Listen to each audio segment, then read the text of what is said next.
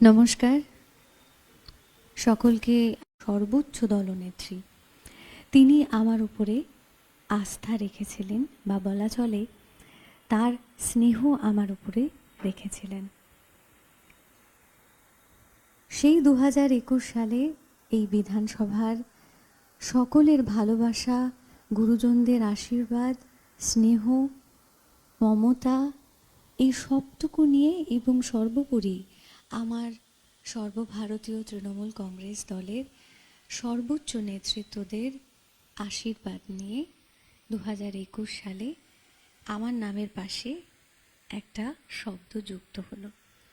আমি হলাম 117 রাজারহাট গোপালপুরের বিধায়ক।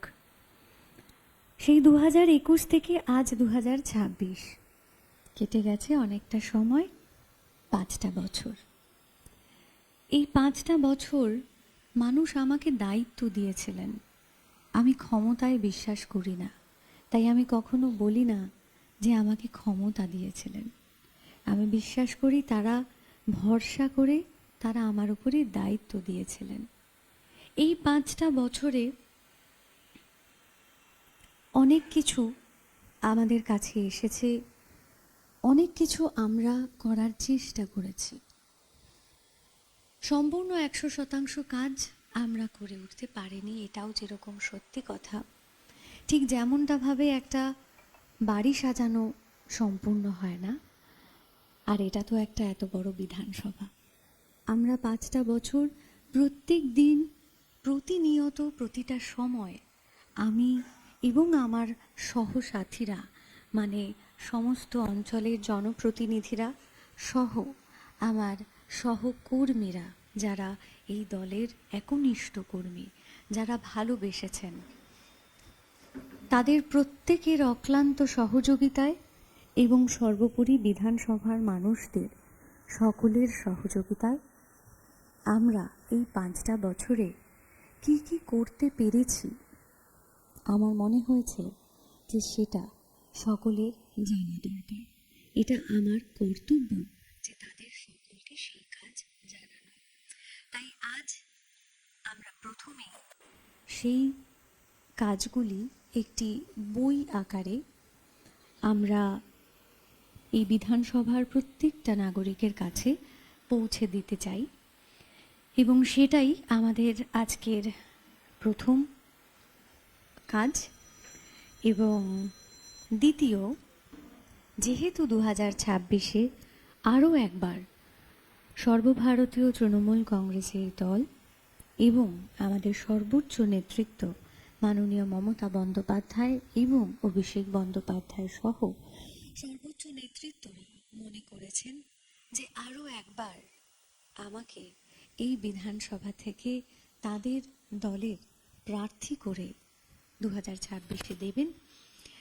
তাই আমার মনে হয়েছে আগামী 5 বছর আমি কি করতে চাই, বা কি আমাদের ভাবনা চিন্তা আমাদের সকলের, সেটাও আমরা লিখিত আকারে প্রত্যেকের বাড়ি বাড়ি পৌঁছে দিতে চাই, যাতে তাদের সকলের কাছে আমরা 5 বছরে, বিগত 5 বছরে কি করেছি আর আগামী 5 বছরে কি কি করতে চাই তার একটি স্পষ্ট ধারণা সকলের কাছে থাকে। এটাই আমাদের আজকের মূল বিষয়। আমি ধন্যবাদ জানাই আরও একবার আমার এই বিধানসভার প্রত্যেকটা নাগরিককে।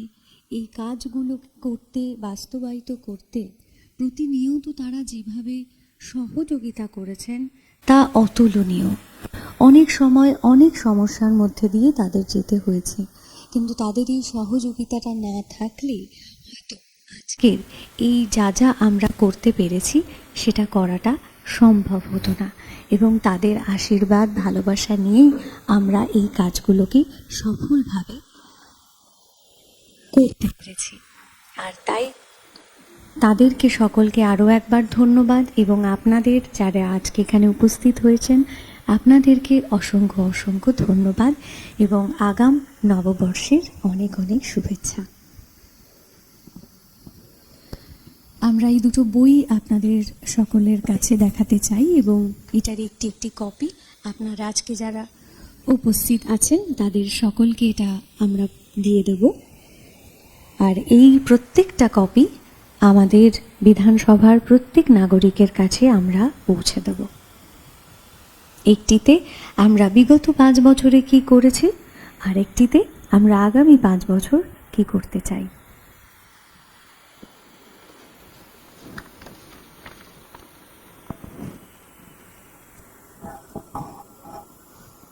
Thank you. ধন্যবাদ। করো।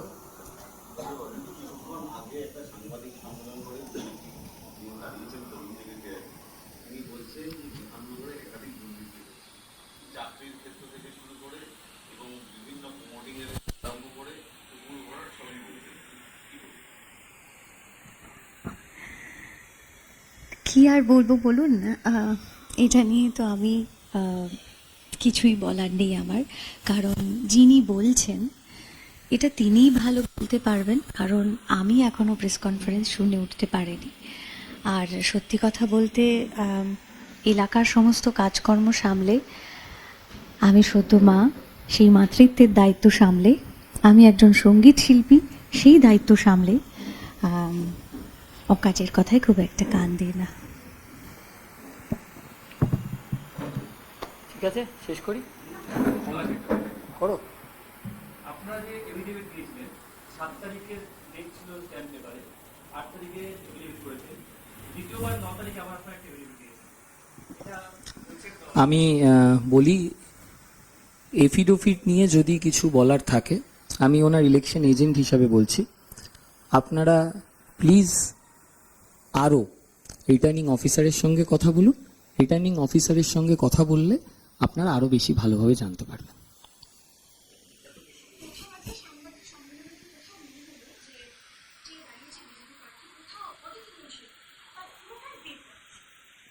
আমি বলি, আমি শুনিনি।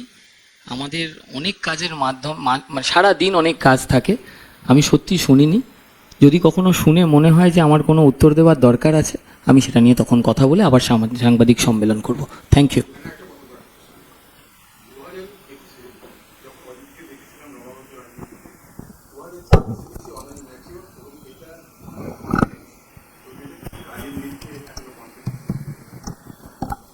হ্যাঁ, দেখুন, কাজ তো সবসময় আপনার কথা বলবে। আর আমরা যে কাজ করেছি মানুষের আশীর্বাদ, মানুষের ভালোবাসায় আমরা করেছি, এবং আমরা মানি এটা যে আমাদের মাননীয় মুখ্যমন্ত্রী মমতা বন্দ্যোপাধ্যায় যেভাবে আমাদের বাংলার সর্বস্তরের মানুষের জন্য কাজ করে চলেছেন প্রতিনিয়ত, তার অন্যথা কিছু হয় না। সবাইকে একটা করে কপি দিয়ে দিন, যাতে তারা সকলে এটা পায় এবং দেখে নিতে পারে।